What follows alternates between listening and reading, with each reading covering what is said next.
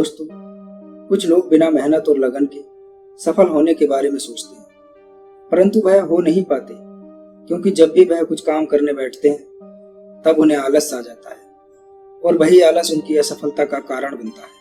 आखिर ऐसा क्यों होता है? तो चलिए इसे हम एक बौद्ध कहानी के माध्यम से जानने का प्रयास करते हैं। एक बार की बात है, महात्मा बुद्ध अपने शिष्यों के साथ दूसरे नगर में प्रवचन के लिए जा रहे थे। काफी दूर चलने के बाद सभी शिष्य थक गए और वे महात्मा बुद्ध से बोले, भगवान, यदि आपकी आज्ञा हो तो कुछ देर कहीं रुककर विश्राम कर लिया जाए।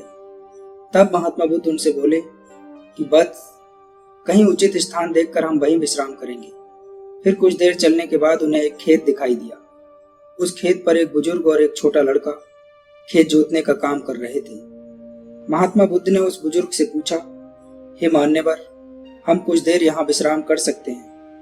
तब उस बुजुर्ग ने महात्मा बुद्ध को पहचान लिया और दोनों हाथ जोड़कर उनको प्रणाम किया और कहा, हे भगवान, यह तो हमारी खुशनसीबी है कि आप हमारे खेत पर पधारे। आप वहां उस वृक्ष के नीचे विश्राम करें, मैं आपके जलपान का प्रबंध करता हूँ। तब महात्मा बुद्ध बोले, हे मान्यवर, आप अपना कार्य पूर्ण करें, हमको कुछ नहीं चाहिए। फिर भी वह बुजुर्ग नहीं माने और महात्मा बुद्ध तथा उनके शिष्यों को कुछ फल तोड़कर और उन्हें जल देकर वह बुजुर्ग अपने काम में व्यस्त हो गए। तब सभी शिष्यों सहित महात्मा बुद्ध ने फल और जल ग्रहण किया और सभी वहीं विश्राम करने लगे। फिर वह बुजुर्ग निरंतर अपना कार्य करते रहे।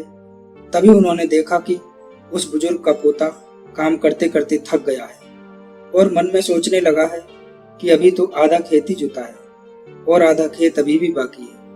अब मैं कुछ देर विश्राम कर लूं, फिर आधा खेत जोत लूंगा। ऐसा सोचकर वह एक पेड़ के नीचे जाकर विश्राम करने लगा। पेड़ की ठंडी ठंडी हवा से उस बुजुर्ग के पोते की आंख लग गई, लेकिन वह बुजुर्ग निरंतर अपने कार्य में लगे रहे। फिर जब उस बुजुर्ग का पोता अपनी नींद से जागा, तब तक उस बुजुर्ग ने सारा खेत जोत लिया था। वह नजारा महात्मा बुद्ध और उनके शिष्यों ने देखा। तभी महात्मा बुद्ध से उनके शिष्य बोले, हे भगवान, इन बुजुर्ग की उम्र इतनी अधिक होने के बावजूद भी बिना विश्राम किए ही उन्होंने सारा खेत जोत लिया, और दूसरी ओर उनके पोते की उम्र उनसे छोटी होने के बावजूद भी आधा खेत जोत कर विश्राम करने चला गया। ऐसा जोश सराहनीय है।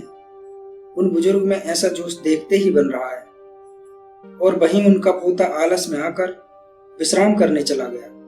तभी महात्मा बुद्ध अपने शिष्यों से बोले, हे वत्स, तुम्हारा कहना उचित है, पर ऐसा इसलिए हुआ क्योंकि उस बुजुर्ग का ध्यान केवल खेत जोतने पर था, न कि शरीर की थकावट पर। वहीं दूसरी ओर उस बालक का ध्यान खेत की जुताई पर न होकर शरीर की थकावट पर था। इससे हमें यह शिक्षा मिलती है कि अपना ध्यान हमेशा लक्ष्य पर केंद्रित रखें और अन्य कहीं नहीं। ये कहकर महात्मा बुद्ध और उनके शिष्य उस बुजुर्ग का अभिवादन करके अपने मार्ग पर चल दिए।